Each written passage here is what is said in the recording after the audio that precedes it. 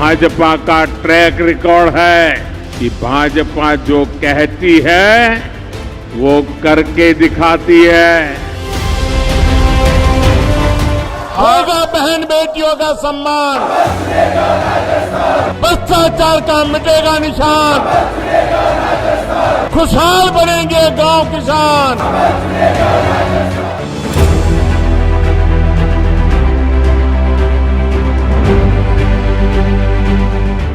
खत्म हुआ प्रचार, सवाल ये किसकी होगी हार, किसकी बनेगी सरकार। मोदी की रैली 200 पार, तीसरी बार किसकी सरकार। राहुल प्रियंका का अभियान क्या सही निकलेगा, 2004 वाला अनुमान। पीएम नरेंद्र मोदी ने 2024 के चुनाव तारीखों के ऐलान के अगले ही दिन यानी 17 मार्च को आंध्र प्रदेश के पालनाडु से चुनाव प्रचार का आगाज किया, जो 30 मई को पंजाब के होशियारपुर में अंजाम तक पहुंचा। इस दौरान उन्होंने कितनी रैली की, कितने रोड शो किए, कितने इंटरव्यू दिए, साथ ही आपको 2019 के चुनाव में पीएम मोदी के चुनाव प्रचार का हिसाब भी बताएंगे।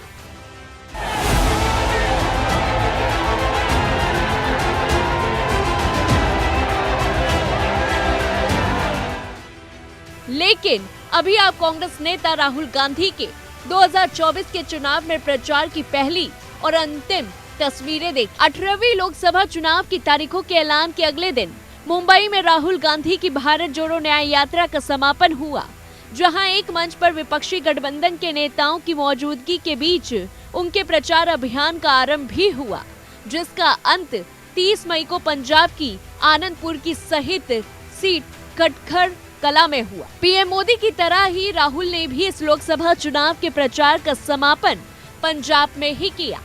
आपको राहुल गांधी के चुनावी रैली का हिसाब दिखाएंगे, लेकिन उससे पहले पीएम मोदी की ताबड़तोड़ चुनावी प्रचार का अंक गणित देखिए। अगर यह कहा जाए कि 2024 का चुनावी कैंपेन मोदी में था, तो शायद अतिशयोक्ति नहीं।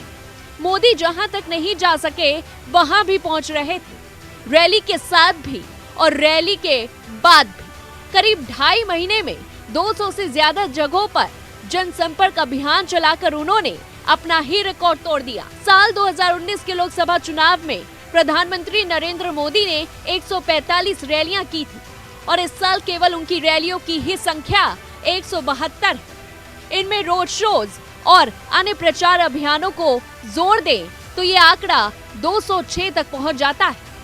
वहीं 80 इंटरव्यू दिए। आप और हम अच्छे से जानते हैं कि राजनीति में हर शख्सियत की अपनी अपनी आउटरीच रणनीति होती है। किसी की शैली की किसी से तुलना नहीं की जा सकती। आउटरीच में टाइमिंग का भी खास महत्व होता है, लेकिन मोदी की आउटरीच की रणनीति सिर्फ रैलियों या इंटरव्यूज तक ही सीमित नहीं रही। इस बार उन्होंने अपने भाषण में एक नए कौशल को विकसित किया और वह है जहां न पहुंचे मोदी वहां पहुंचे मोदी के संदेश। प्रधानमंत्री मोदी ने इसके लिए एक अनोखी शैली अपनाई। प्रधानमंत्री नरेंद्र मोदी ने जितने भी भाषण दिए उनमें कुछ बातें कॉमन थी।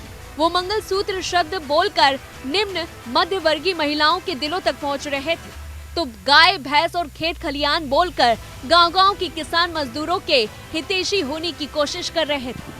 वो मुस्लिमों या मुसलमान शब्द बोलकर अधिक संख्या हिंदू संवेदना की लहर पैदा करना चाहते थे, तो वहीं राम मंदिर की चर्चा करने के साथ ही कांग्रेस और अन्य विपक्षी दलों को हिंदू विरोधी होने की भी चेष्टा कर रहे थे। लेकिन इसी बीच आखिरी में वो एक बात चुपके से कह जाते थे, जिसे रेखांकित करने की जरूरत है। मोदी अपनी रैलियों में ये सारी बातें करने के बाद जनसभा में उमड़े लोगों को कहते थे, अच्छा मेरा एक काम करोगे? भीड़ से आवाज आती थी, हाँ करेंगे। वो फिर दोहराते थे, बोले करोगे? भीड़ में पहले से ज्यादा तेज आवाज आती, हाँ करेंगे। लोग हाथ उठाकर फैंस की तरह उनका समर्थन करते।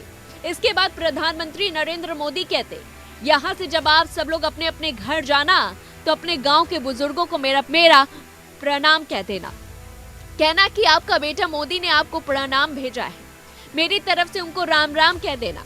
उनसे मेरे लिए आशीर्वाद मानना। खास बात यह है कि प्रधानमंत्री हर बार अलग अलग लहजा अपनाते थे, कभी कहते कि बुजुर्ग माई को मेरा प्रणाम कहना, तो कभी कहते जिन लोगों तक मोदी की गारंटी नहीं पहुंची उनसे कह देना कि तीसरे कार्यकाल में घर घर मोदी की गारंटी पहुंचने की गारंटी है। जहां पक्के घर नहीं बने वहां पक्के घर की गारंटी है, जहां पीने का पानी नहीं पहुंचा वहां नल की गारंटी है। और इसी तरह बिजली, सड़क से लेकर उज्ज्वला कनेक्शन और आयुष्मान भारत तक के वादे करते रहे। मोदी भले ही अपने भाषणों से जनता का दिल जीत लेते हैं, लेकिन कसर उनके साथ देने वालों ने भी नहीं छोड़ी। मोदी के साथ कदम से कदम मिलाते रहे और कारवां बढ़ता रहा। अमित शाह ने कुल 188 रैलियां, रोड शो किए। पार्टी के चुनावी कार्यक्रम भी इसमें जोड़ लिए जाएं तो संख्या 221 है। शाह ने पूरे चुनाव में हवाई मार्ग और सड़क मार्ग से 1,10,000 किलोमीटर कवर किया। चुनाव प्रचार के मामले में मुख्यमंत्री योगी आदित्यनाथ सबसे आगे रहे। योगी की डिमांड यूपी की हर सीट के साथ ही देश के तमाम अन्य राज्यों में भी रही। उन्होंने 65 दिन में केवल यूपी में ही 149 रैलियां और रोड शो किए, जबकि इसी अवधि में उन्होंने बतौर स्टार प्रचारक देश के दर्जन भर राज्यों में 46 चुनावी रैलियां कर पार्टी प्रत्याशियों के पक्ष में माहौल बनाया। इनमें बिहार, उत्तराखंड, महाराष्ट्र, जम्मू, छत्तीसगढ़, दिल्ली, हरियाणा, उड़ीसा, पंजाब, मध्य प्रदेश, राजस्थान, पश्चिम बंगाल के अलावा चंडीगढ़ शामिल है। योगी ने यूपी में अपने चुनावी अभियान का श्री गणेश मथुरा में प्रभात सम्मेलन से किया। उसके बाद से वे लगातार चुनावी रैलियों और रोड शो करते ही रहे। बीजेपी अध्यक्ष जेपी नड्डा ने 87 रैलियां की, तो वहीं विपक्ष की बात करें तो राहुल गांधी ने 107 रैलियां और रोड शो किए। अखिलेश यादव ने 49 रैलियां और 4 रोड शो किए, जबकि ममता बनर्जी ने 61 रैलियां और कई रोड शो और पदयात्राएं की। वहीं बात करें जेपी नड्डा की, तो जेपी नड्डा ने 2 अप्रैल 2024 से 30 मई 2024 तक 23 राज्यों और 4 केंद्र शासित राज्यों का दौरा किया। उन्होंने 125 लोकसभा सीटों पर प्रचार किया और 134 चुनावी सभा व रोड शो किए। नड्डा ने चुनाव में कुल 85,957 किलोमीटर की यात्रा की। तो वहीं रक्षा मंत्री राजनाथ सिंह ने इस चुनाव में 101 चुनावी इवेंट किए। उन्होंने 94 रैलियां और 7 रोड शो किए। जहां नरेंद्र मोदी को तीसरी बार पूर्ण बहुमत की सरकार का यकीन है, तो राहुल को 2004 जैसे परिणाम की उम्मीद है। ये दावा हकीकत में बदलेगा या फिर फसाना बनकर रह जाएगा, ये 4 जून को पता चल जाएगा।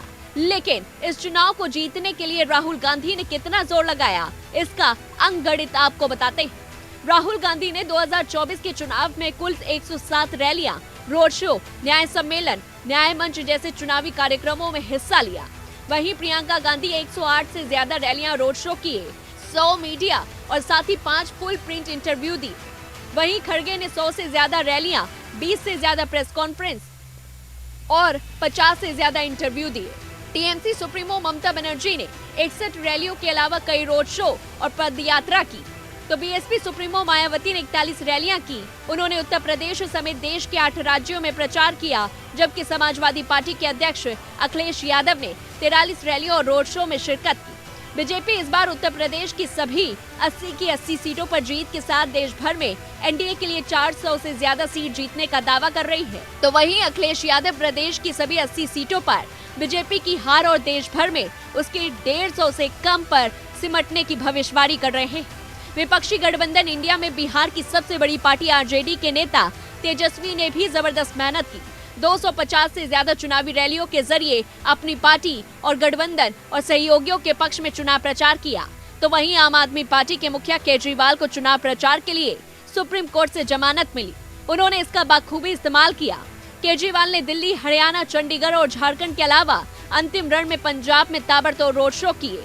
बता दें कि अरविंद केजरीवाल ने 11 मई से लेकर 31 मई तक में 67 रैलियां और रोड शो की। अब सवाल ये है कि क्या नरेंद्र मोदी की रैली बीजेपी के लिए गेम चेंजर बन जाती है?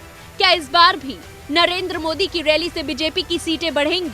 और क्या पिछले चुनाव की तुलना में इस बार राहुल गांधी की रैली से कांग्रेस का अंकगणित बदलेगा? बहरहाल संभावनाओं और अटकलों का दौर अब अंतिम पड़ाव में है, क्योंकि 1 जून को 7वें और अंतिम चरण के मतदान के बाद जनादेश का सटीक अंकगणित सामने आने में अब 120 घंटे से भी कम का वक्त रह गया है।